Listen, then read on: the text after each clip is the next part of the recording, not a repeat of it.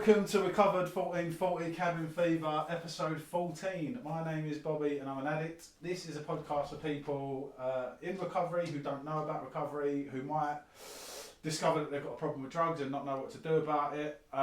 We are all part of a fellowship that wishes to remain anonymous at the level of press and not allied with any sect, denomination, politics, organisation or any of that bollocks. But if you listen to the drug of choice, tap that into Google and then follow it with 12-step meetings in my area, then I'm sure that you'll find a solution.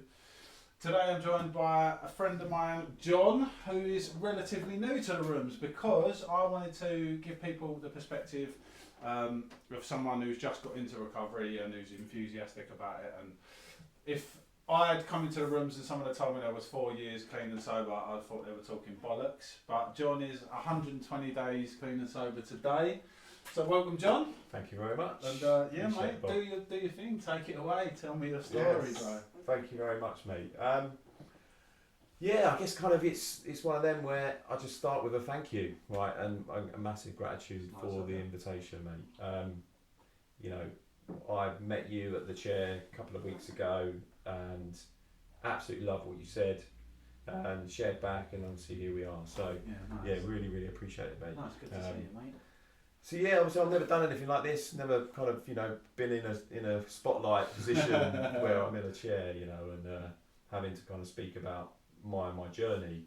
I know my journey really well, right? I've been living it for the past 40 years and doing a lot of, you know, looking into that journey over the last 120 days. Haven't done that before, and I think this is what this program does, is allow you to really reflect on who you are as a person, and look at those defects. As we know, right, I never knew I had defects. I just thought it was me, and I kind of like that's who I am. And it's allowed me to really understand some of the issues that I've caused myself and others around me, and initially sit in this real morbid reflection. But thankfully I've got some really good people around me in the rooms, you know, good corner men, which I'd say from a suggestion point of view, if anyone is early on, is to get a good people, go to as many meetings as possible and see who is speaking a good program and doing this well. And those good corner men, which I'll speak about them in a while, but those good corner men for me gave me the suggestion to just get into the rooms, go to as many meetings, get a sponsor quick. And that might be controversial to some people, right? But for me, it worked, and there's a lot of, as we know now, as I know now, is these God moments of people being put in my path, and my sponsor being put in my path, and it's like, okay, all these people are perfect for me. And it's made me in the room, it made me stay in the rooms, and albeit it's obviously on my own back, but it's been just more validation. And funny enough, I kind of never admitted that I was an addict. You know, I didn't know I was an addict, and I got to a real kind of problem in my life of using, as we all do. But I was quite shiny on the outside. You know, I've got a good job. I run a business. Like I'm like doing fairly well. I've got a nice house. I've got a wife. I've got 3 children. Anyone who doesn't know my darkness would look at me and think, what a lovely guy and what a nice home, you know, and what a nice life he's got. But all those materialistic things aside, I was actually dying inside, you know, and it was a dark place, but I never admitted it. But I knew there was a problem because I was just in the end using against my will. You know, and like you mentioned before, is like, you know, you go through moments of being able to stop, but I realise now what are defects will come to the surface very, very quickly, and I'd start to do other stuff to try and change the way I feel. And I guess in a way, just that went on for a good few years, you know, a good couple of years at least, you know, and off and on. And then, funny enough, I got a friend of mine who I knew was in the rooms. I spoke to him about it, and he come around my house, we had breakfast. He explained to me, and funny enough, my brother-in-law, I mentioned it before, he's like long-term sober. He's like, you know, 16 years I think it is, sober, and they all come around and we was all sitting around having breakfast, and it's at the time, yeah, I knew there was a problem, but I never admitted it. You know, you don't want to admit that shit, and it's like, you know, I've got this stage of like sitting around a table, people that I respect, telling me I was really honest with my behaviours. And they now, what I know is a 12-step, right? They were 12-stepping me, and I'm like, okay, now sort of like ticking boxes of like my behaviours to what they're saying about. And funny enough, there was a meeting the following day which they said that I should go to. There's a guy sharing which similar story to mine from their opinion, and they said I should come along. And the next day I did, and you know, and that was the whole for me of like enlightenment. You go and sit in that meeting and you listen to everybody speak, and it was this realisation of like, oh mate, this is me, this is me, you know. And I never believed it before, you know. I didn't want to believe it, I don't think, you know. I just thought I could use, and I would just because of the people I surrounded myself with, they validated my behaviour. Were they hard users as well? There were hard users. There's still a lot of my mates are still in that world, you know, and there's a few moments or a few events in the last 120 days that I would have been involved in, and I haven't, because just, you know, I'm on this new journey and I'm surrounding myself with people, like-minded people that, you know, it says in some of this, you know, literature about, you know, don't look at these people as if you would share with them, but look at the similarities, right? But there is people in the rooms that I probably would have shared with, right? And it's like you get these people that are on a very different journey, and it's about, you know, what's right for you internally, right? But I sat next to a guy, and I'd just come from, on my first meeting, I sat next to a guy who was 20 odd years clean. Grateful, right, that I managed to sit next to this guy, like, massive powerhouse. I've never seen him since. This is the mad thing, right? I've never seen him since.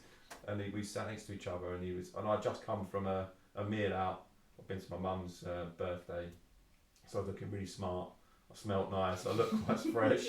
And he went, I know, the guy that was sharing it, he goes, you don't look, you know, fucked enough to be in here, mate, for your first meeting. And I was like, okay, right, yeah. And I'm thinking, like, obviously, like, thinking, okay, well, that's all right. Yeah. I'll see you later. Yeah. But then I sat next to this guy and I explained to him, you know, like, I just what I've been told. And he's like, it's very much like an elevator. He said, we're all on it. Yeah. It depends on where you want to get off. Wow. And he said, you could get off at any stage of that lift. He said, and some people stay on it and they die. Yeah, wow. And that is the powerfulness of this, right? And I never realised that I was part of that elevator, right? But now I completely understand, and I think if I carried on, my world started to crumble. Yeah. You know, and I would have probably lost my missus and my family, and my house, my business, and I would have then crumbled. But thankfully I didn't get there, right? I've got people in my life that are now still in my life that are in the rooms that I could speak to that were part of it. Yeah, so I found the rooms through a friend that was already in it for years, right? But yeah, I guess in a way, just if I go back to my journey, right, I think to hopefully help people see the similarities in that, and I hear a lot of the same similarities of the story, but for me, I was an interesting young lad, you know, like I thought I was the second coming, you know, in my young years I thought I was the next Jesus, you know. No ego, mate, no, not at all, you know. And I had a very distant relationship with my parents and my siblings. My dad ruled the house with an iron fist, you know, and I couldn't wait to get out of there. You know, I found out very early on that I couldn't trust them because they weren't a loving parents, you know what I mean? I couldn't step a foot wrong because obviously that would have come down like a ton of bricks. So when I could get to getting out there, I was 15, and I ran away, you know, and lived rough for a couple of nights, then managed to live with my girlfriend at the time, her parents. Obviously that didn't happen for too long from her parents' point of view. So then my best mate at the time, and still is my best mate today, he invited me to live with him, and I saw it from 15 to 19 I lived with him in his bedroom in bunk beds. And at the age, and I had set decks with me, and I bought my decks at like 11, You know, I loved decks. 12 tens. 12 tens, man. Yeah. And I loved house music. My sister was 10 years older than me, so she was part of that rave scene. And I would always hear that sort of music going about, and I always wanted to be part of it. And I practice, and I could beat match. Like I'm at 14, 15 at youth clubs and stuff, and then all of a sudden I got to 16 and I've not got a mum and dad to tell me what to do. And the parents that I live with didn't really parent me, because obviously they just was like, okay, we'll let you get on with it. And so I found house music and house nights, you know, and I started going to them at 16, and then found pills, and then next thing I know I'm doing them like Smarties, and then decided to start, you know, selling them. And then it's like, whilst I'm selling them, I'm managing to do it myself for free, but then I've always got them. So the time I'm 17, 18, I'm doing them every day, and then that's just like becoming a big problem. I go to Ibiza, and it's all part of the fun, you know, and it's like a lot of people say they wouldn't change them years. And for me, I wouldn't change them years, because I've had so much fun in those years, because there was no consequences. Yeah. There was no consequences, no health issues, no real problems with wives or children's or kids, and it was just fun.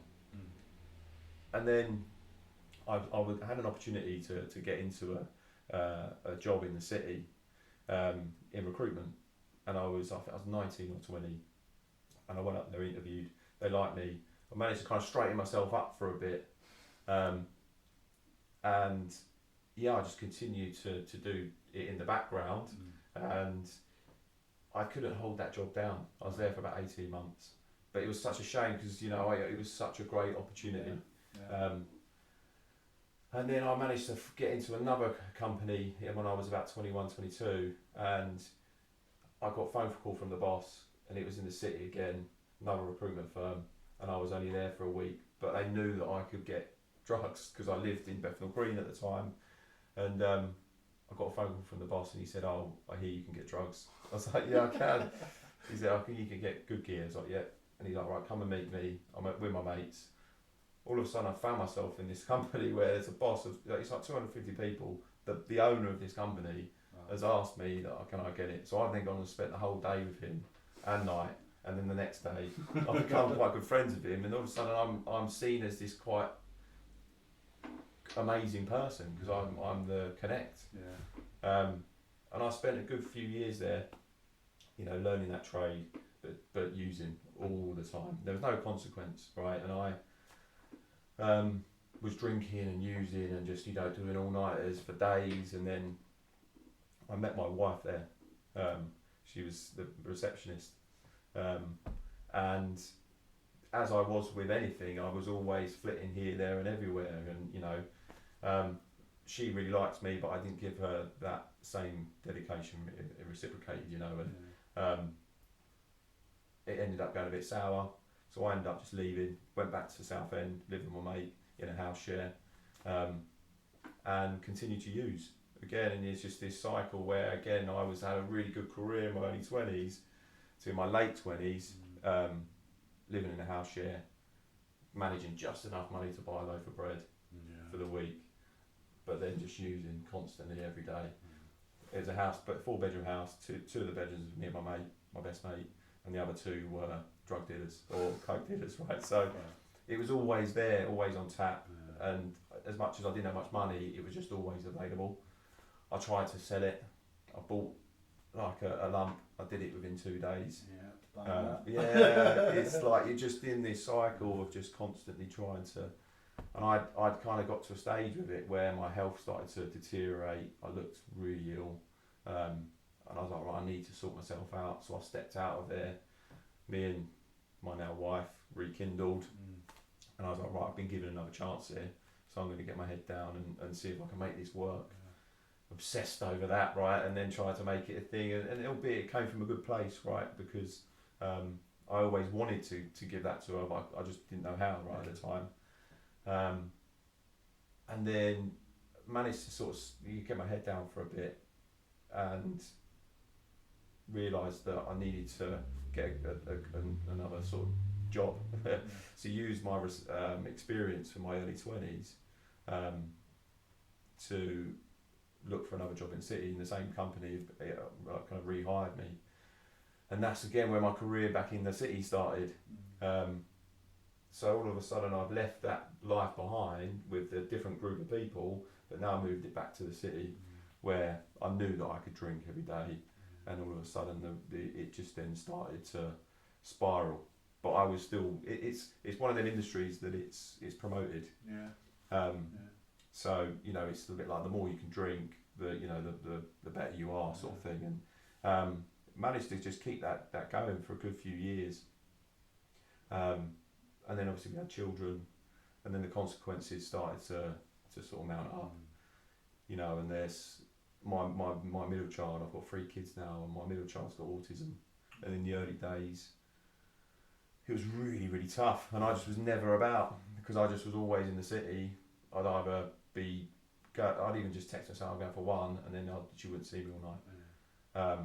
And that just grew really thin, right? And I now see that from her side of things.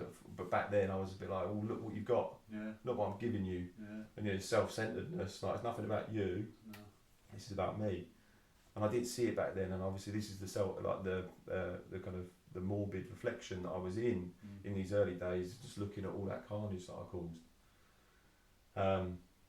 But thankfully she stuck around, right, and she's still with me. But there's one thing that's kind of stopped. So that's when when lockdown came, everyone was working from home, right? But my dad, unfortunately, God bless his soul, he's no longer with us, but he got cancer, right? And I looked into it. We're around the cannabis oil, and found someone to get it, and we managed to start making it and everything else. And it actually, I think, kept him alive for a good couple of years. And the one thing that's a problem, right, is that I'm an addict. So I'm now making this thing through which it's just an all-encompassing high, right, and it's or a low. And I ended up taking it every day.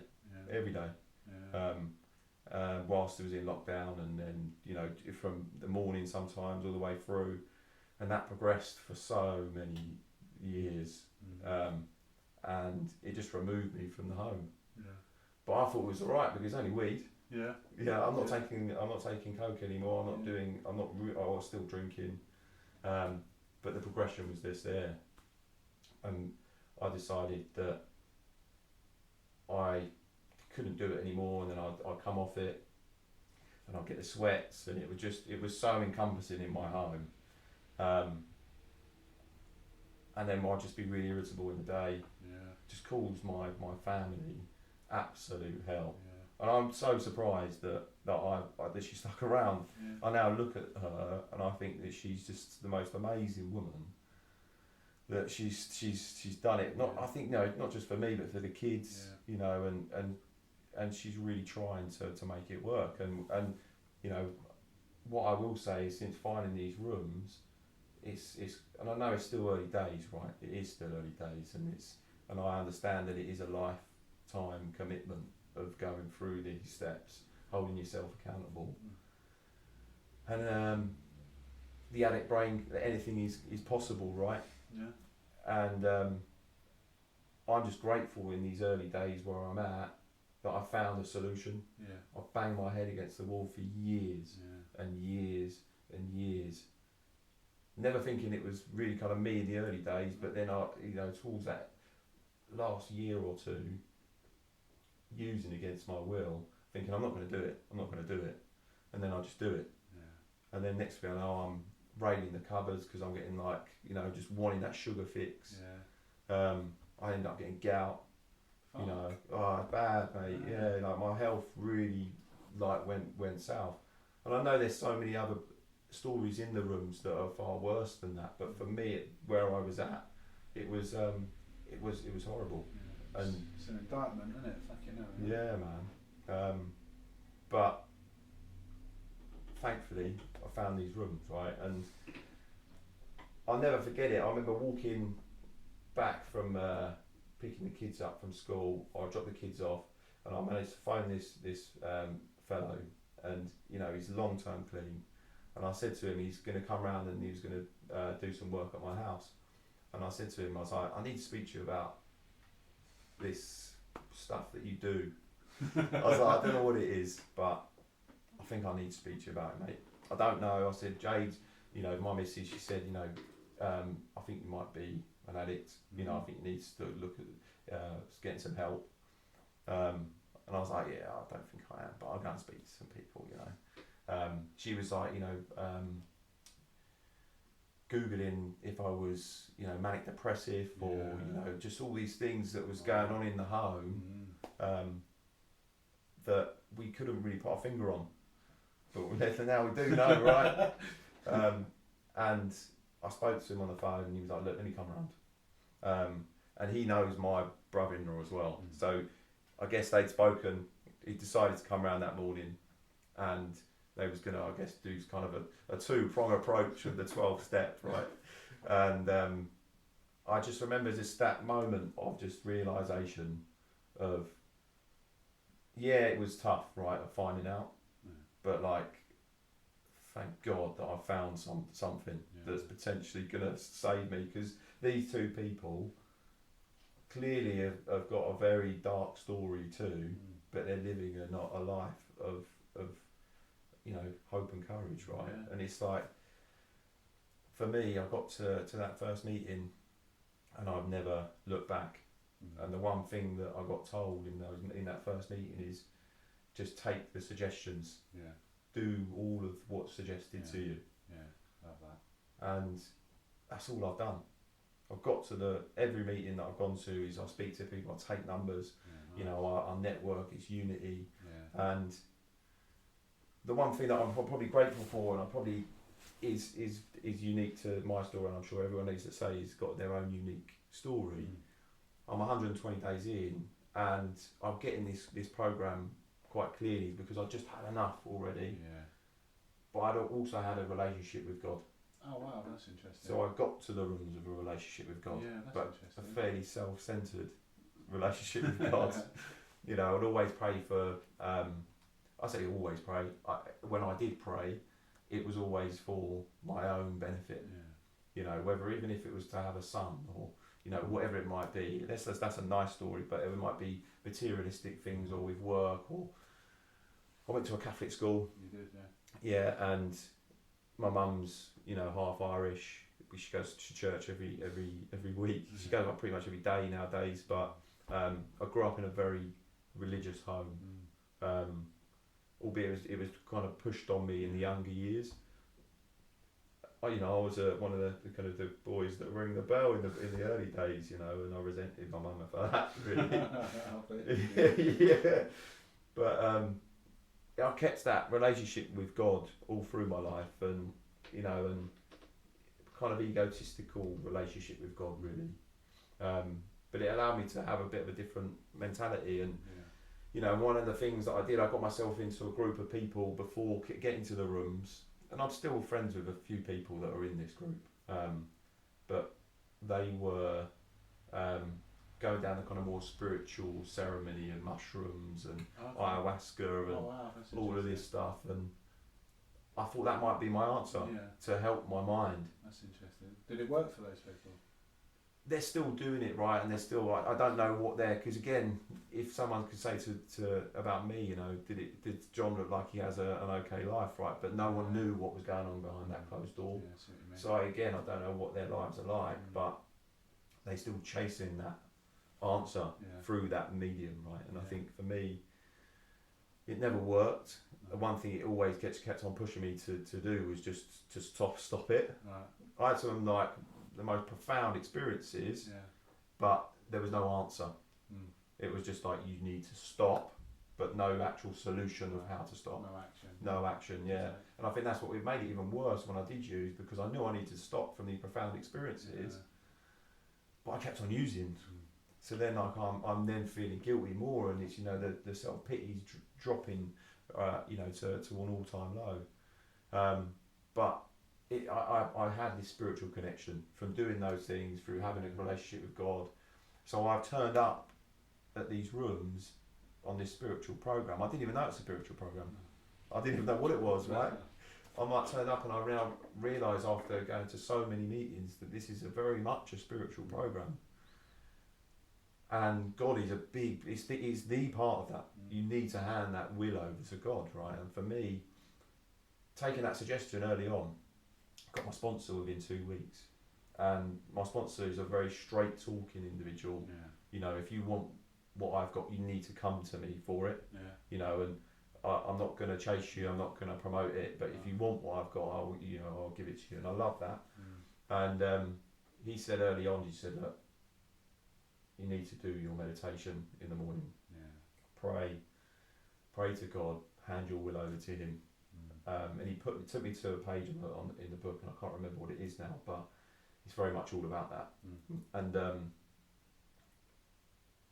I did that from probably my second week, and I've done it every day ever since. Yeah, love that. And in that first 2 weeks, morbid reflection was going out of control. I couldn't stop saying sorry to my missus, because I just spoke to so many different people with similar stories, that their story didn't end with a friend round a table with their missus, getting them to a room in that God moment, and caught it before I'm at a room, because I managed to carry on that journey, and I'm still on the elevator going down, and I've got off at a much darker spot.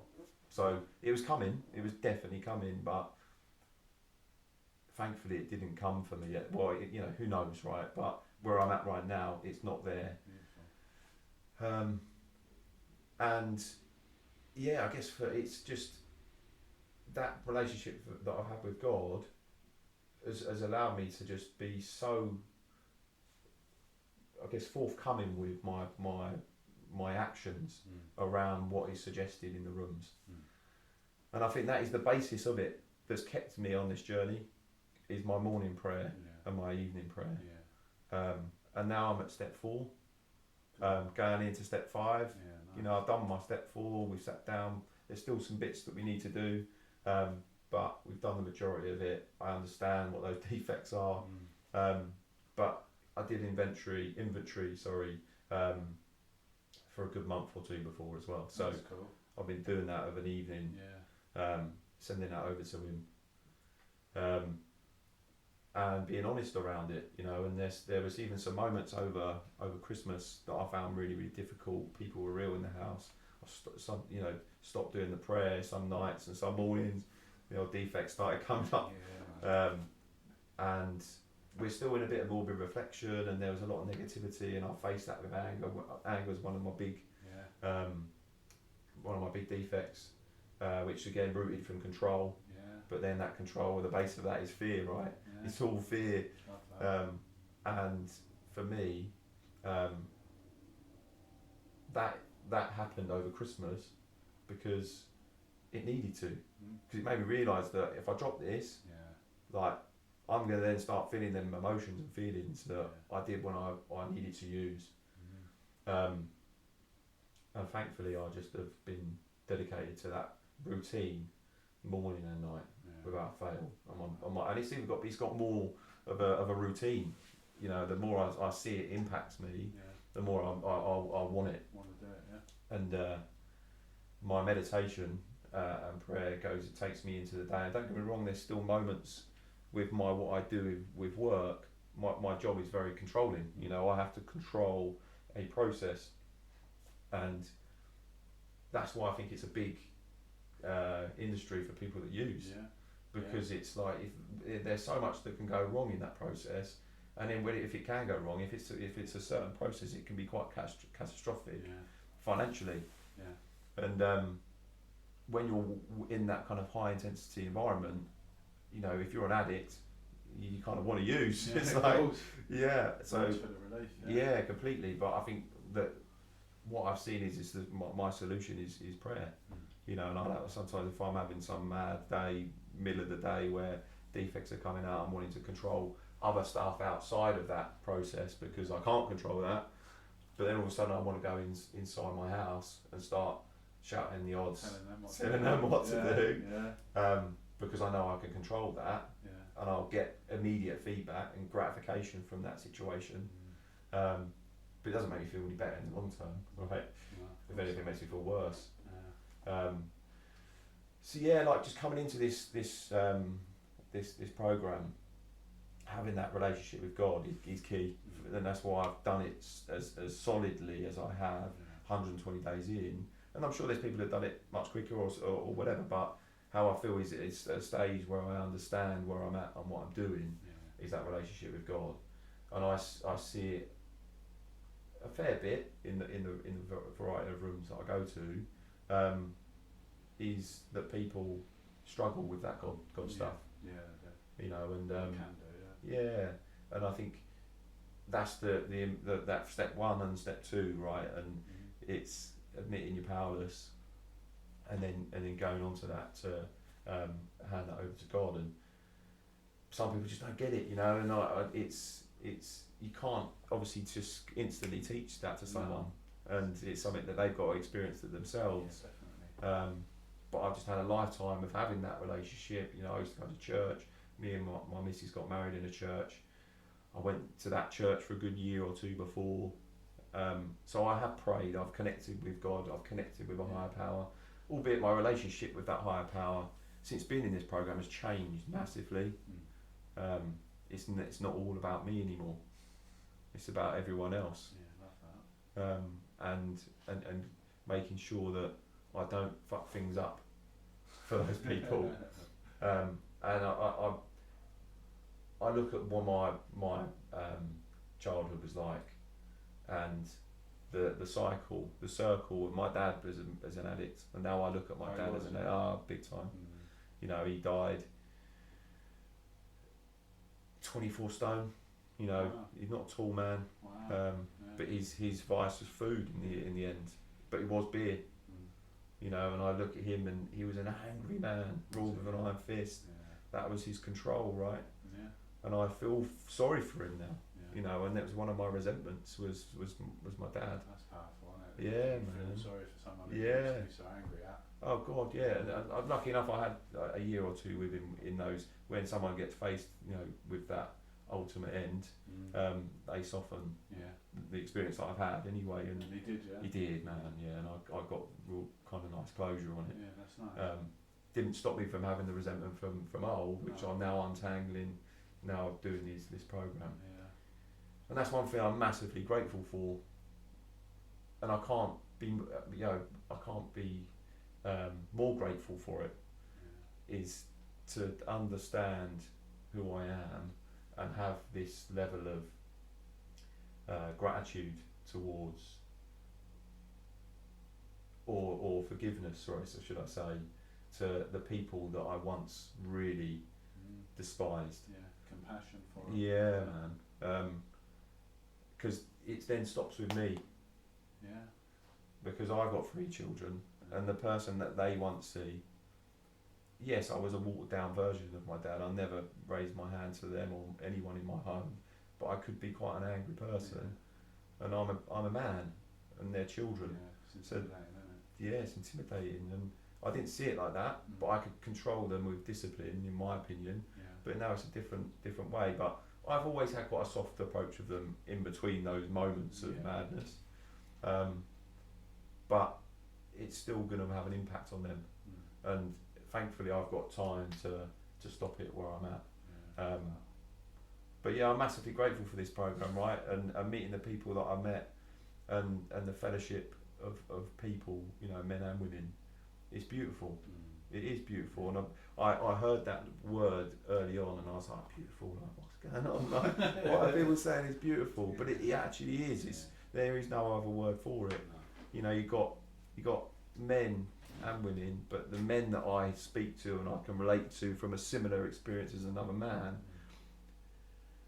that it's this bravado of like back in the day, you know, when you know, it's like you're being a geezer, but we still are them geezers, right? But it's like just being caring and loving, and not wanting anything but like good to come from that person, for that person. And I felt that so early on from just so many people calling me and connecting with me, and it's like, you know, you just get on this journey of love. Yeah, it is. It is, man. Like, no matter who you come into contact with, and it's funny because I met someone. There was someone from my past that I know from years and years ago, who come into one of the rooms recently, and I didn't realise that he was from a different area, but he just visited. But I knew of him as being probably the most bravado, like chest out guy. And I instantly, when I saw him, I was like, oh no, like, you know, what's this going to make me feel like, you know? And like, I heard him speak, and he's been in the rooms now, I understand, for a good couple of years, and I heard him speak, and he's this most loving, beautiful character. And we connected at the end afterwards, and it's a journey that keeps on giving, right? It really does. That one moment is just made me realise that I love this programme. Yeah. And as much as I've had a mad past, a mad journey, and to this point, it's led me to here, to get to this stage. And you never know what's around the corner, but I am fully committed and fully willing to keep on this journey, because I know it works for just everyone around me. You know, I've met people 20 plus years to right the way through to you know, single figure years to people like me, that it's working for, you know, and it's the solution, as they say, right? There's not more than one solution. It's just the solution. And I've been battling with that for years, that I couldn't find a solution, and I found one, and it's the one, should I say? And I'm just massively grateful for that, to get to this stage, and I'm sure there's loads of time beyond this, right, where I'm not helping other people yet, in a sense of, you know, being a sponsor, but even by sharing in the rooms, that's helping other people, right? And I didn't share for a good couple of weeks, right? And it's like you sit on the fence because the ego doesn't want you to share, right? And it's hard, you know. You get to you, and you've never spoke about yourself, or you've never been vulnerable. Yeah. But being vulnerable's key. Yeah. You've got to show that. Yeah. Being vulnerable is key, and I didn't know that. I didn't want to know that early on, because it scared me. I was really fearful of showing some level of vulnerability, because, you know, I want to try and control what people think about me. And we're taught that it's a weakness, aren't we? Don't ever be vulnerable. You know, we're taught that it's a weak thing to be. But in reality, it's quite the opposite. You know? Yeah. I mean, like, my dad was a massive, like, bravado guy. You know, scary man. You know, and you know, he was of an old school mentality of, like, you know, what you man or mouse would be the saying, right? My one was, what are you, a little puff? Yeah. No, I've had that, mate. I've had that. Lucky, you know. Yeah, man. And you know, and he would be okay if I'm fighting, if I was to win. If I didn't win, he'd probably give me a clip. So it's like this environment of trying to breed a person that wants to be the same as him, or without fear. Because I looked at him as if he's not got fear. But then he died 24 stone, so he's riddled with fear. Yeah, of course. It's interesting, isn't it? Yeah, it's really interesting, and I'm just grateful that I got here, because I might not have got here. You know, and it's like so many people don't, and I'm grateful that I did. But to get to these rooms, you're just on a forever learning journey, and I know it's only just begun for me, but I've got a grasp of it. I understand the core, but there's a load, like a whole galaxy around it, you know. That's a lifetime of commitment of learning that. But just from my experience and suggestion to other people that are coming through it early on, would be honest. You know, everyone in the room just wants good for you. And just speak and be yourself. You know, even if it's only a small thing at the start, just to kind of speak and integrate with the meeting. Because in those first 2 weeks, 2-3 weeks, where I didn't speak, my addict was sitting on my shoulder, whispering. don't need to be here. Come on, John, you're not the same as these. You're not the same as these. You're not the same as these. You don't need to be here. Yeah, crafty, innit? Crafty, man. And then the other stuff started happening in the home, you know. Yeah. But the more I spoke, the more I felt like I was connecting, and the more that unity of other fellows and the fellowship started to rear its head to me, and it was always doing that with the people, you know, that we mutually know, we spoke about before, you know, people like that texting me, calling me, and doing that 12-step, you know, of trying to get me in and get, you know, to support. But yeah, just really grateful, man. It's like such a mad journey to have got here, and yeah, just long may it continue. Amen. Amen, John. I'm so pleased that you're here, mate, because I did want to give people a different perspective of recovery, especially from like early doors. And you were someone that I see, and I could tell by the time you shared back in our meeting that you'd, like you said, you'd grasped the concepts, you know. But yeah, there was so much in there that you just said that I found fascinating, you know, because I was always, I mean, I lost everything, you know, I truly did. But the fact is that people can get off the ride whenever they want, you know. It doesn't have to reach that point that you talked about. And you know, like it says, it doesn't matter how much we used or how often or any of that. It's just how it makes us feel mentally and what it does to our spirit, you know. And it all goes back to the home, doesn't it? Like how are the people in my home feeling, you know? And you brought a load back for me, man. How fucking irritable and horrible I was in the home, you know. It was, I had a partner, I had the house, I had the job, I had the kids, and it was you know, when everything you want is not enough, and there was just something missing inside of me. And then I didn't even know that I was choosing to change the way I felt or any of that, you know. I just thought, this is something I like doing, and these are the consequences. And if people can't put up with it, well then that's their fucking problem almost, you know. So twisted. But I love what you had to say as well, because control's a fascinating one for me, because like you said, you're in a career where you need to have control, don't you? So to then go from that to realising how corrosive that can be in someone's life, you know. Because I used to be the term control freak, and it used to make me bristle. And Yes, think, ugh, what a horrible like phrase. And it's because I was a massive fucking control freak, you know, and I didn't realise that. So I'm interested to see, or interested to hear how you balance the two things now, because you've got a business, haven't you? So there does have to be an element of control. Yeah, how do you balance that up? Well, it's still early, right? Yeah. And it is a game of trying to be aware, but also not fully remove myself from the game itself of because you can't doing be the job. completely No, passive, can you? Do you know, it ain't, especially because it's what keeps my home alive, right? I need to earn money, and in a way, the reason why I've done so well at that job is because I'm so good at controlling. The ability to manage. We manage and control, and you know, and manipulate those different scenarios. But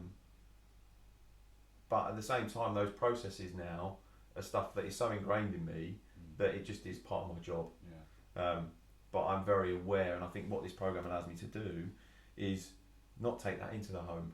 You know, and I'm very aware. Like, even today, like, you know, it's Mothering Sunday, right? And you know, I've taken a lot of the slack. I've got up early, done the kids stuff, and you know, got breakfast ready for everyone. It's hard, right? Still, I've got an 18-month-old, 7-year-old with autism, and a 9-year-old. That's a lot, isn't it? It's a lot, yeah. And all of a sudden, my missus is removing herself, and I'm in charge of everything. Get on with It still like brings a level of emotion up, right? Of course, But I'm now aware of that. Yeah. But where before, I would control that with anger, and it would nip it in the bud very quickly, and everyone would be quiet and falling in line. Where now I've given not just my missus a voice, but my kids just seem a little bit more madness, you know. And it's like I need to see that with a beautiful lens rather than a lens of like needs to. But I have had to kind of remove myself sometimes to go into another room and just deep breath and you know little prayer and back in, and we're away again, you know. Where that's only come from this work, right? This is what I love about this program, is that like I come in for a drug problem, and by the way, how fucking terrifying is it when you want to stop and you realise that you can't at that point, you know, and you use that expression, using against your will. But I come in for a drug problem, and then I just get like this fucking prolonged education about who I am and what I need to do in order to manage my life successfully, you know. I had no idea of any of the concepts that go on, you know. Even for me, like you spoke about your relationship with God, and that's beautiful, but for me that was, oh fuck off, mate. You know, come off of it. But the actual concept of giving away my control, it doesn't really matter if God exists or not, do you know. Only that I'm not trying to run the show, because invariably it was, who the fuck did I think I was? Do you know, that I'm leader of the world and everyone has to do what I say? It didn't ever work, you know. But just the idea that I can give away my control and let things be, and that they'll turn out how they should, is such a relief today, you know. What do you find in like the biggest benefits of, obviously you're not fucking taking drugs anymore, but just in terms of your life from working the program? Bit more peace of mind? Or? Peace of mind, quieting the thoughts. That are still, like, they're all part of the thoughts that are created through my defects, and the defects are still very much there, but I manage them in a way with being very aware of them, and prayer and meditation, both morning and night, and inventory, and getting to the rooms, right. It helps me see that and pull myself back. So it allows me to have that peace of mind, ease and comfort of those thoughts. And I think the ease and comfort would only ever used to come from using. But it would just keep piling itself on top of each other and on top of each other. And then I'd try and stop, and then loads of other stuff would happen. You know, I'd have a massive shopping spree around just buying stuff online. Like eBay would be going off the hook. 4 times a day. Yeah, mate. Like, delivery, ping. This is just compulsive behaviour. Compulsive. I'd even open it, not knowing what it was, and just be like, and just it'll stay in the box. Like, you'd end up being like a bit of a hoarder in some of the rooms. Just that compulsive, you know, behaviour that I was allowed to do, because it's all right. I'm only doing this because look at what I've got.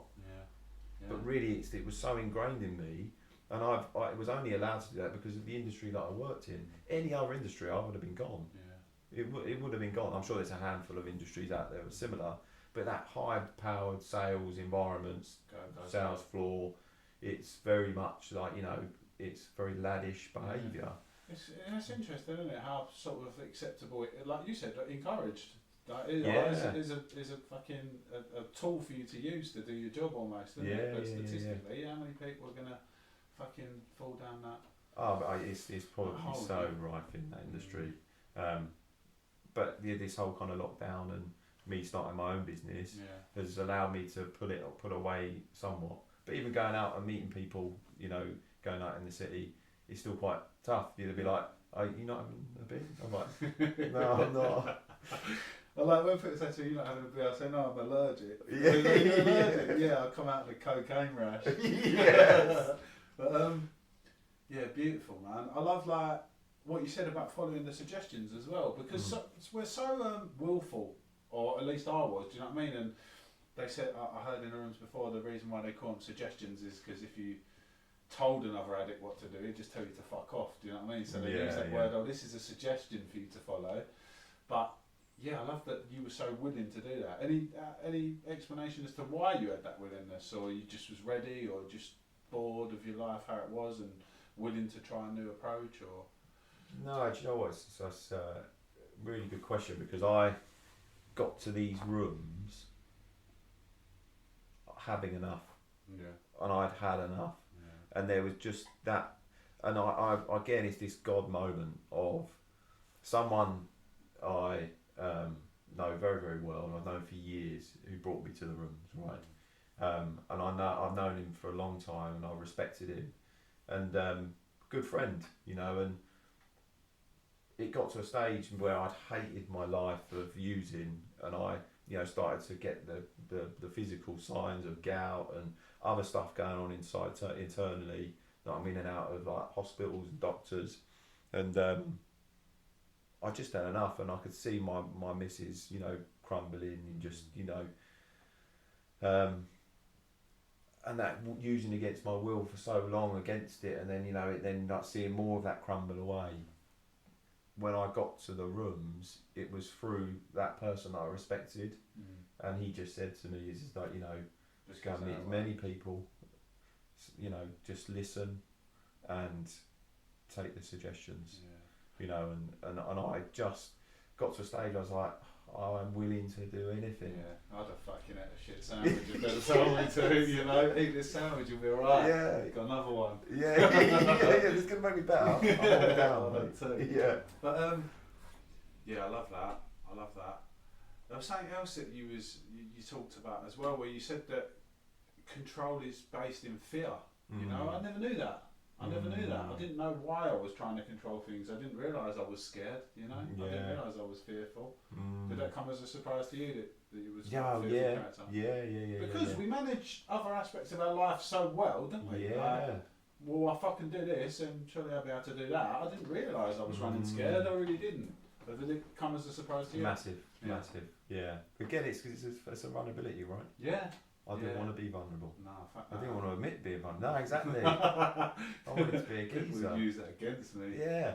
I was like, I could now hear my dad going to me, "What are you, man or mouse, or are you puff, or what?" Like all these things that was just so ingrained in me that I just didn't want to show any or give or admit any vulnerability. Even when my missus come to me and said, "I think you might be an addict," like on eggshells, bless her.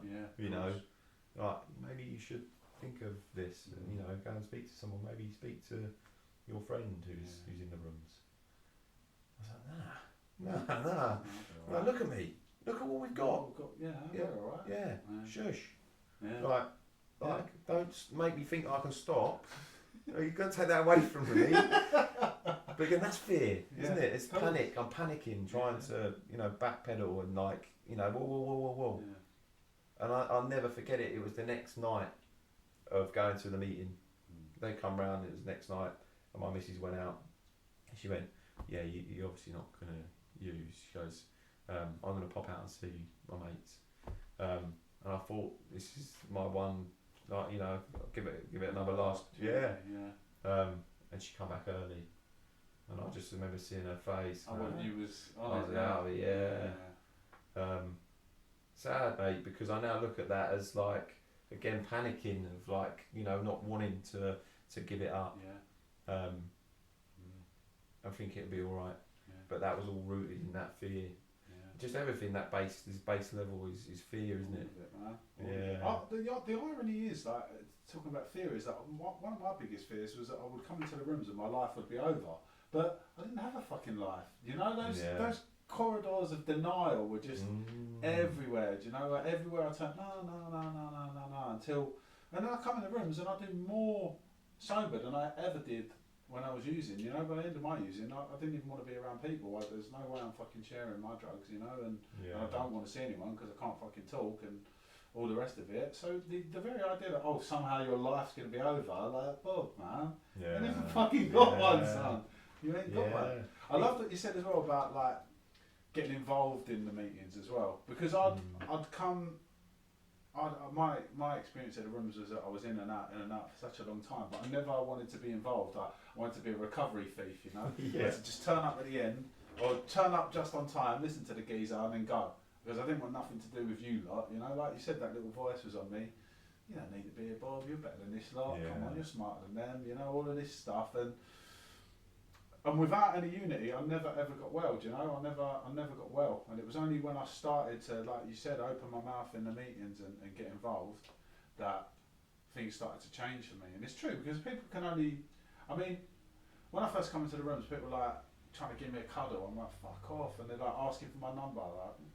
I'm not that way inclined, mate. Do you know what I mean?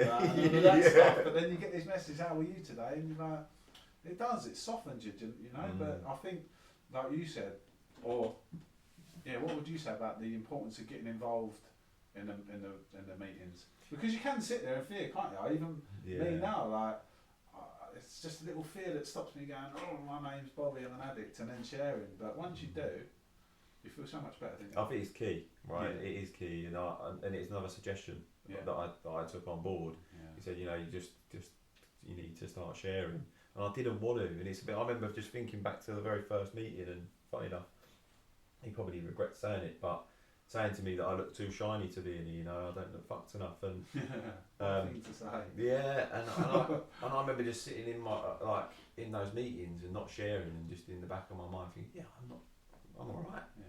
I've not got this. Yeah. Like I'm sweet. Like I'm all good. Yeah. Right, and then getting back home, and then like, you know, even sort of suggesting it to my missus, and she's the worry in her face, thinking, oh no. Yeah, he's gone the other way. Yeah.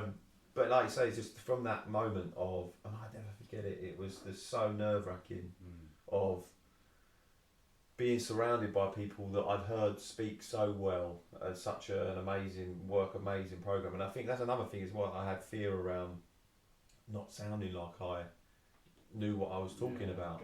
Because there's almost like a language to the program, isn't there? Yeah. Like people use certain phrases and words, and I knew nothing as much as I do even now. Like, you know, and it's still very little in comparison to what it could be.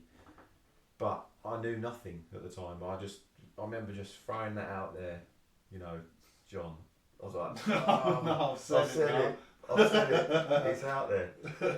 And everyone just looked at me. And I remember just feeling my heart starting to pound, and I was just honest. Yeah. I just said how I felt and what I got from that share, and how it related to what I felt it related to in my life, and it then just came out. Yeah, nice. And it was quite short, but it made me feel so much better. Yeah, connected in it, and even without anyone else saying anything to you of validation that that's a nice thing to say or whatever it is, because I think it's really important that you have your own moment in that time, and no one can say anything, because even the energy of what that creates, I think just throwing your contribution into it, you instantly you connected to that room.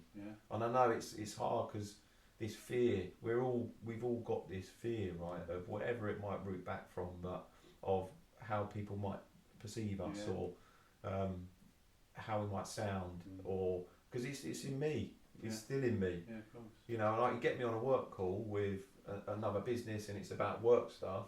I'll wax lyrical about that, and it's fine. Yeah. But that's, you know, I've done that for the last near on 20 years. Yeah. Second nature. But I remember my first call. It's very similar, right? I remember just shaking in my boots. Because someone just put the phone down on the other end. Yeah. So you get the message. Yeah, but in the program and in the rooms, it's a very different vibe. No one's looking to trip you up. No one's looking to point the finger or it's all love. Yeah, it is love. It really is. Like, I've got it tattooed all over me. Like, God is love. That is my conception of God. Is that learn to love me, love other people, and things will work out all right. You know. But I think as well, like what you said is, like, I get more out of what someone relatively new has to say in a meeting than maybe someone who's been in there for 20 years. You know, because I need to hear how raw it is for that new person, or be encouraged by how they're getting along, and all the rest of it. So there ain't no, you know, there's no reason to feel that fear, but then again, fear is never really rational, is it, anyway? No. But I think it's absolutely beautiful. I really do. Like when people say, oh, the newcomer's the most important person in the room, they are, because the book tells me, oh, I can't bring into mind with sufficient force the pain and suffering of like a month ago, a week ago, or, you know, I'd be laying there all night thinking, I'm never going to fucking do this again. And then 12 o'clock the next day I've called it on, you know. Yeah. So for me, like, going to the meetings is that. It amongst other things, like, it gives me the buzz of being around other people and that energy, gives me education, but it also reminds me of how fucking bad it was as well, you know, and where I don't want to go back to. As Oh, it's probably a personal question, but how's your relationship with your wife been since you've come into the rooms? And No, it's far more present, right? yeah, Every evening that I would be using. yeah. Was So- she aware of your using, or Yeah, you didn't yeah. ever try to hide it, or? No, so it's a lot of it was kind of it was a blend of cannabis oil, Mm. where if I was on the cannabis oil, I would be completely just the comatose, not moving, Yeah. couldn't move. Space Like, cadet. yeah. It's like a very different from smoking a joint or whatever. It's Yeah. like just completely all body encompassing. So I couldn't hide that, and sometimes I'd be shaking where I was so. And then obviously if I tried to get off it, I'd have the night sweats and stuff. So yeah, she knew that stuff, but then I blend it with drinking. So yeah, using and stuff for home side of things, she was completely aware of it because I just wasn't ever present, No. never present. No. And it's sad because I've actually got such a connection with her. Mm. You know, through years of being together, we've had 3 children, and I've kind of robbed her in those recent years of having a partner in the evenings to, you know, go into battle with the kids, you know, Yeah, because of it's course. hard work, Yeah. and she's bared that all on her own, and that's why it's a hell of a lot of morbid reflection around our past, Yeah. because we don't have grandparent support. Yeah. You know, so it's all down to us. Yeah.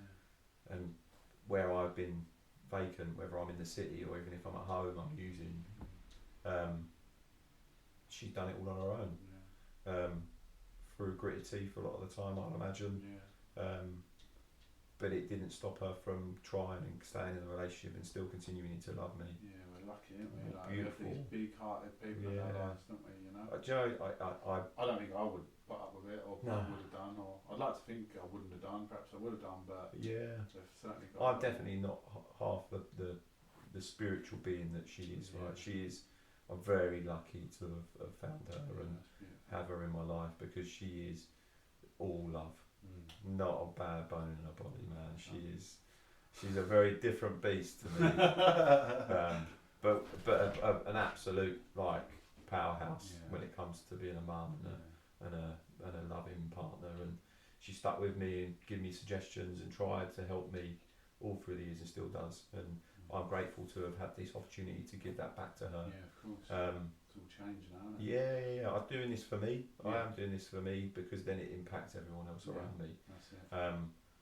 But the relationship I have with her has come 100-fold Yeah. even today, you know, and we sit down of an evening, we chat. We used to chat, right, we did, and it's not like it was always vacant, but it did get to a stage where, you know, I was using really heavily at home, and it got bad, and, you know, it removed me. So to give her that back and reconnect on that level, our relationship has blossomed. Don't get me wrong, there's been some tough conversations Yeah, had. of course, it'll have to be, won't there? Yeah. A long period of reconstruction. Yeah, lies ahead of us, and that isn't it? continues to be the case, Yeah. right? But what I'm giving her now is full priority, right? And I'm there to support her and be of service to her Yeah. and those kids and make sure that they don't ever see that John again, Yeah. you know, and do my best to stay out of that. I love what you said as well about us sort of being a product of our upbringing, you know, and how we get the opportunity to heal that trauma and put an end to that cycle, because you could have quite easily have gone the other way and Yeah. your kids would have suffered, you know, but thank God that they Yeah. get you, didn't they? That I love that. Recovery is recovering who I was always supposed to be before all of that shit that The you trauma. know, crept on top. Yeah, the trauma and all the rest of it. And that's why I think this is such a beautiful process, because I go through all of that stuff. It's like a psychological as well as a spiritual process, you know. I go through it and I come out the other side a different person. Like you spoke about awareness a lot, about your character defects, and that's powerful, isn't it? Because once I know, I can't pretend I don't know that I'm being a fucking arsehole, do you know what I mean? And because I was just ignorant to it in the past. It's all your fault, like I'm good, it's you. But now I know, once they crop up, I have to work on because that I stuff. was surrounded by, before the rooms, more kind of chauvinistic, egotistical, male, salesy type characters. Alpha male type thing. And it validated. Yeah. And if anything, I was a lesser version of them. I still had a bit of a relationship with my family, where a lot of them didn't, and they're just, you know, powering forward, being this you know, kind of alpha male, like you say, but lonely life, right? But it again, my dad was an alpha male type character, and nowhere near as that type character as he was, but I had to kind of have this ingrained in me, where I've lived up to a bit of that, and to then get to this program and then see other people that were once upon a time believing themselves as that character, to have let go of that, to show vulnerability, to show fear, to know that it's okay. Powerful, isn't it? It's so powerful. Extremely, like the deconstruction of the masculine ideal. It's not. It doesn't serve anyone for me to be emotionally unavailable. Do you know what I mean? If anything, I think it makes more of a man if you can cry and show your emotions and allow my children to be who they want to be. Do you know what I mean? Not who I expect them to be, which was what I tried to do. I was trying to raise a couple of mini me's at one point, you know. And fucking hell, Jesus! I wasn't that much coffee in the first place. I mean, quite well I felt the need to, but then you do the best with what you've got, didn't you?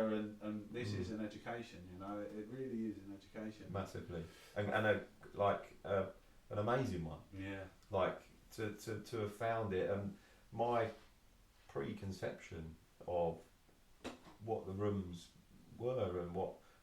Did you have a preconceived idea? Because you know, like sometimes you see it on American telly, and they're sat around in a circle, and one of them just says, "Oh, my name's," and they talk about their problems. And did you have a preconceived idea that the meetings would be like that, or? Well, I just thought it was not me.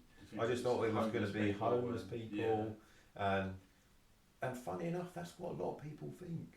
And that's the sad part about this, is that I think there's so many people that have these levels of defects and, you know, used beyond their control, and it's part of society. I think it's not as publicly aware as it should be. You know, I think, you know, there's so many people, even in my old crowd of individuals that I used to use with. I've used with them for years, and I've had some amazing times with them. Don't get me wrong. But as you've got older, you sort of I just never kind of forget the last time I used with them, which wasn't long before I got to the rooms, and we got an Airbnb, and we all sat round with each other, and I got to a stage where I actually thought I was going to die, and I just heart attack, or just I just sort of impending doom. Like the heart was racing, and it was tough, you know. I remember just looking around, and we all just looked old, and I was just like, what are we doing? Like, you know, and they're still doing that, you know, and because their preconception of what it is to admit this and go into these rooms isn't what it actually is. No, not at all. It's this conception of that it's people that are homeless, that it's not me. You know, complete differences, no similarities, complete difference. Where when you actually arrive, it's all full of just a variety of individuals, don't get me wrong, which you then now start to understand at the first, when you start to see differences in that, you then start to slowly see that there is similarities, because we're all just human, and we all have had a different journey in some respects, but share very similar defects. It's that same thinking, isn't it? That same thinking. Yeah, I find it fascinating, I really do. And like, as well, you don't have to be a daily user, do you know what I mean? Like you said, you've got people in your old crowd, like, I know so many people that probably get on it once a month, but what it does to them, you know, and they're fucking dead to the world for 3 days, suicidal for another 3 days after that, never doing that again, gets to a month and they have another blowout, but in their mind, I'm just having a little blowout, do you know what I mean? But it doesn't need to be like that, you know what I mean? This is a design for living, isn't it? If anything, this is what it does for me. It allows me to not be a massive prick. You know what I mean? Like, at the very least. If anything, I was worse when I wasn't using. Yeah. Oh, oof. Yeah. That's what drives you to use, isn't it? That you feel so, irritable and. I mean, like it's especially when you're using like on the regular basis. Yeah, obviously, like there was moments where in between where my health probably was slightly better, but my character was awful in both cases. Yeah. Albeit when I was using on the regular basis, that was there's my temporary solution to make myself feel better in my mind. So I was having kind of a daily occurrence of feeling okay and escape and the ease and comfort, where the long periods, or say long periods, a month not using would be the worst for me, predominantly my family. Because you need that release and that. I'd then be getting up in the mornings. I would just control the house with anger. Yeah. You know, there couldn't be any mess. Yeah. Like I wouldn't allow any mess, and if there was, you know, I'd make sure that there wasn't. And that, you know, it was horrible when I look back at that, and I just feel grateful to have. I know I've used that word a lot because I genuinely am. It's beautiful, like it's a beautiful feeling. To give them those people that I love and love me, because they clearly love me, right? It's just, there's no question marks on that side of the transaction. Like to have gone through what they've gone through with me and to stick around, because it could be so different. It could be so different for me. You know, I just feel like there's been so many of these God moments, a bit like when that friend of mine got me to the rooms, and funny enough and strangely enough, he was in my house to go to the rooms because he was doing some pricing up for my house, and he was there for 2 weeks. So I've got a multiple year clean person for 2 weeks in my first 2 weeks in my house. Oh, that's perfect then, isn't it? Yeah, because you can bounce off of him. Or in those first 2 weeks is the weeks that I probably would have allowed that voice on my shoulder to be like, don't need to be here.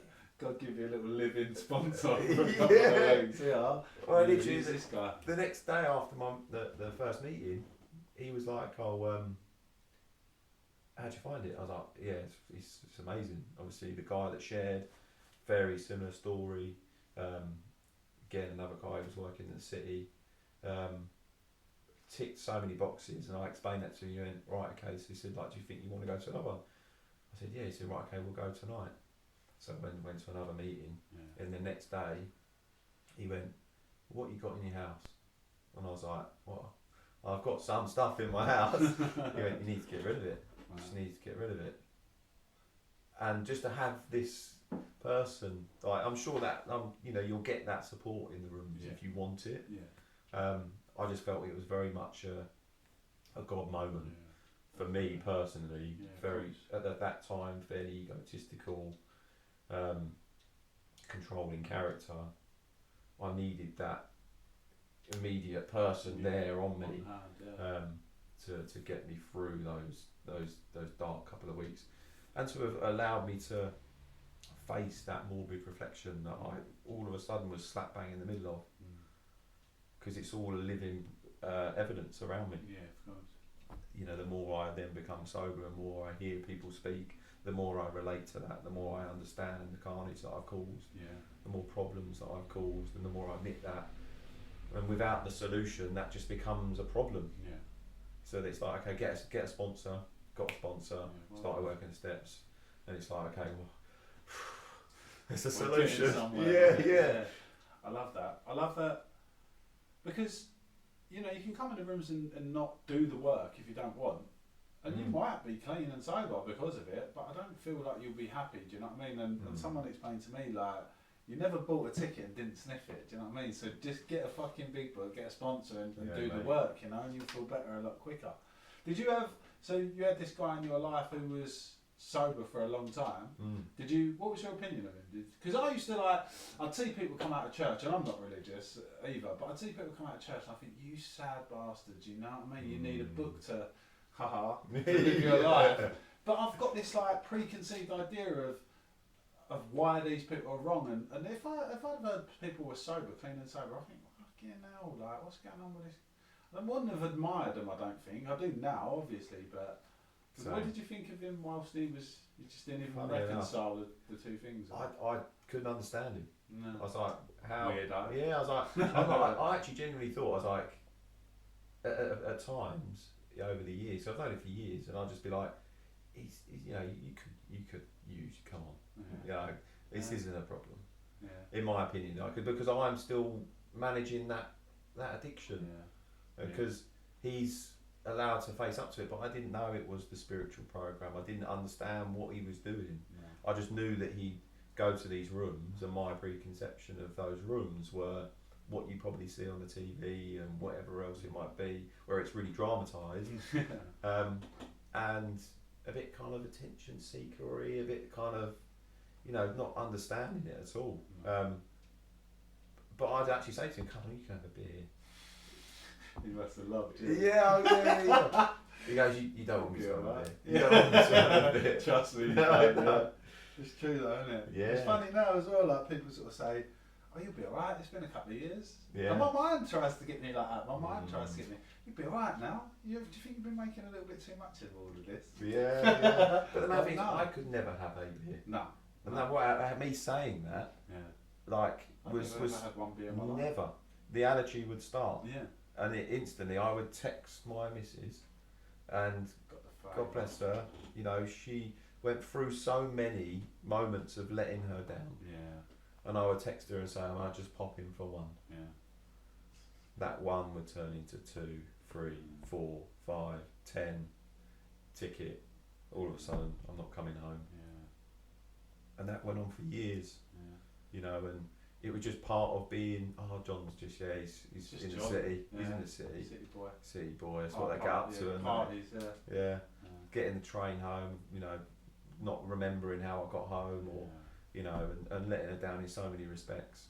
So, yeah, it's funny, I had that preconception, or my idea of that guy, but I was an addict because I probably never wanted to admit that he could do it and I couldn't. Yeah. You know. Wow. Yeah, that's interesting. Yeah. I love that. I don't know what I was doing in the room for so many years to not hear this idea about having an allergic reaction. Do you know what I mean? Like, I don't even think I used to consider it. I knew that once I had one, I couldn't fucking stop, but I didn't understand it to be an allergic reaction, like an abnormal reaction to a substance. Because I'd seen people use with impunity, do you know, then people that have a little go and then leave it on the cupboard and that, or just go to the pub and have 2 and then go home for dinner with their wife. Could never ever fathom that, but I wouldn't have ever, come to the idea that I'm allergic to this stuff without being educated about it. But that in itself was a revelation, you know. Once I know that, my sponsor said to me, if you ate strawberries and your fucking eyeballs started to pop out, you wouldn't eat strawberries. And I'm like, wow, makes sense to me, you know. Like, if I'm physically different to other people, never occurred to me. But that strawberry story is, you never chase the first taste of the strawberry. No. You chase that initial buzz of the first buzz, and it's a very different concept, isn't it? In a way where using, whether it's coke or pills or whatever it might be, or anything that kind of changes the way you feel, it's getting out of that head, isn't it? Yeah. I never knew that either, did you? I didn't know that. I was looking to the quickest route to change the way that I feel. I didn't realise. Didn't know anything. Well, even just when I remember that moment of sitting round, and that's the concept I heard was, you're looking to change the way you feel. Because we spoke about my buying, and the buying was just out of control. But I would buy stuff constantly, even just small things, you know. If I was thinking, I haven't got too much at the moment, but I'll eke it out because I need to see stuff coming through. The bars. But it's just trying to change the way I feel. One compulsion came out of shoplifting when I was getting clean. Like I give up the drink and the drugs, and I was thieving bad, man. It was like still chasing the buzz, yeah. Fucked, innit? Things we do, man. You spoke about. So did these fellas take you to your first meeting? So this one guy did. Right, yeah. So they're from 2 different fellowships. Oh, okay. So that's interesting. Yeah, it was funny because obviously there is always a kind of level of unsaid rivalry, isn't there, between the fellowships? Come over, yeah. Yeah. So I mean, it was the person I reached out to first, and thankfully I did, because you know the people that I met, I may not have met in that other fellowship. I don't know. So it was right for me. Yeah, there's so many sliding doors moments in Yeah. in our lives. What would you say to someone? Because the idea of the podcast was, because when I was absolutely fucked, I used to Google two things. One was how to kill myself in the least painfulest way, and then the second one was how to beat drug addiction. And everything I read was going to be a battle for the rest of your life, or you better buckle in, you're in for this arduous journey, and nothing can be further from the truth. Do you know what I mean? Once I surrendered, it sort of took off of its own. You know, it's not been a battle. If anything, it's been a release. But there will be people that hopefully find their way to the rooms but might not have that moral support of having someone with them. So what would you say to someone who's sitting outside of a meeting in their car, shitting themselves, thinking, oh, should I go in? Shouldn't I go in? What would you say? Well, this is the thing. That's why I feel, again, grateful to have had the journey that I've had, because I've seen it now, being in the rooms, and I got myself a commitment at one of the rooms, which is a greeter, and it is to see those people in the cars. Or it's lovely, man. And I mean, what I would say to that individual is just know that everyone in the rooms wants you to do well, and wants to give you hope, and love, and don't be scared. Because I think for me, I was scared, and I never would have even admitted that I was scared. No. But just go with it with open arms, and try to be as honest as possible, and connect with as many people as possible. Because I do believe that there's a variety of individuals, and I think the longer you're in the rooms, the more connection you see with the variety. I think in the early stage, it's hard to see connection with all because of the variety. I think just in those early days, just get to as many meetings as possible. That's true as well. That's good advice. And connect with as many people as possible, because everyone has a different story. Everyone has, and when you go to these meetings, you obviously hear people share, right? And I think that's why it's important to share, because when people can connect with you, wow, that's interesting. And it's a bit like, you know, when you hear that person share, you're getting a little snippet of who they are. And if you like what they're talking about, go and speak to them. Like, because everyone is approachable. Like, because the longer you do this program, the more you realise you need to be just open arms with everyone. And most people that have gone through the steps are that person anyway. But even the earlier guys, you know, I'm sure will speak to you and want to connect, because you'll find your people. That's key, isn't it? It is, man. Get your own little gang. It's like how do you kind of put it? It's a program within a program, or like a group within a group. You know, and there's like, you know, I guess contingents of people. In the wider program, that everyone is connected. But you'll just find that similarity, or niche group under the banner. But you only do that by keep going back and keep going to the meetings. And even if you didn't want to share initially, just go and listen, and get to listen to people, because you don't need to share initially. I didn't for a couple of weeks. It is important if you can, but it's also important to know that you don't have to. No obligation on anyone to do anything, is there? Just come in. If you don't like it, get up and fuck off. But I've been around enough time now to have even seen people come in behind me that have been that person to sit on the fence, and then all of a sudden you see and keep coming back, and now all of a sudden they might have shared for their first time, and they kind of get in what's being said, and that is beautiful in itself. Powerful, isn't it? Growth in people. And I think just for that one person, know that there is hope in there. Just keep going back. Sometimes quickly, sometimes slowly, right? I think it's a case of just commitment, willingness, and just keep turning up. Just connecting with people that you like what they're speaking about, and eventually the wheels will start to move, Yeah. right? I love what you said about going to different meetings as well, because I might go to one meeting and I might really not relate to the person who's doing the chair. I mean, I generally feel that when I go to a meeting, I hear what I should have heard. You know, there's always something that stands out. But like you said, like there's people that start their chair with, if you don't get anything from what I say, go to another fucking meeting because there's enough of them around. You know? But I think that's important as well, not to just go to your local one and I don't like this and that's it. You know, it is get out there. And not even that, even things like this. Is why I was more than open to do this and willing and just grateful to have been invited, because when I first started, and still even today, I just started listening to stuff. There's loads of stuff online, you know, you got the Joe and Charlie stuff. I love that. Yeah. Them too. Yeah, funny man. Yeah, they are funny. But then you start to just see that there's other refreshing stuff like this you know, podcast and you know, the amount of shares that are on here. There's lots of other little snippets that you can listen to that just get you in to the concept and the program. You don't just go and have to go to the meetings and see people. That is super important. It's definitely part of the unity side of it and recovery. But you can just submerge yourself, because I think one thing for me was the fear of, again, this is the defect coming out, right, of wanting to control people how they perceive me, is not wanting to sound rubbish. And the more I put myself out there and listened and I'd have my earphones in at work and I'd be listening to stuff, you're just constantly getting that understanding of the program, which then would allow me to have a more of an understanding of when people spoke when I went to the meetings. That's interesting as well, isn't it? Yeah, because commitment, right? I think there's a level of commitment that's needed.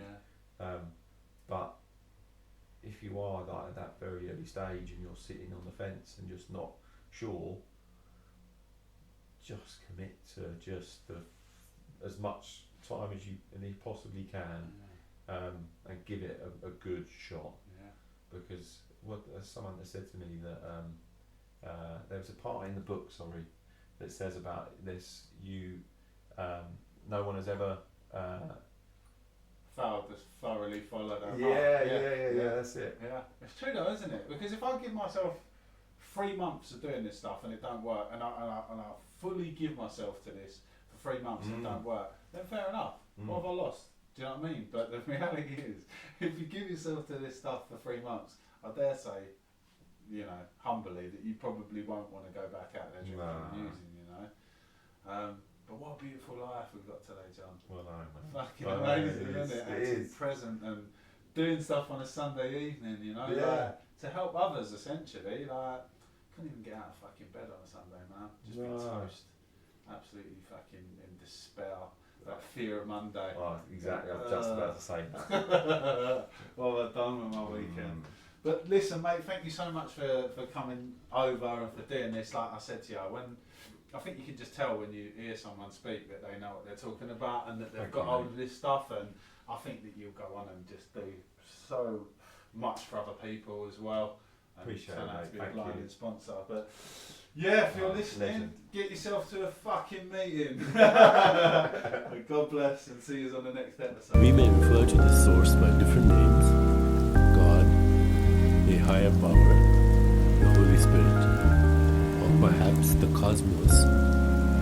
This source is the entire universe, the unified field, everything that is beyond the perception of the five senses.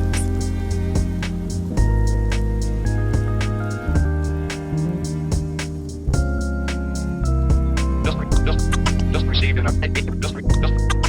in our news, and further details of this continuing story. Just received in our and further details of this continuing story.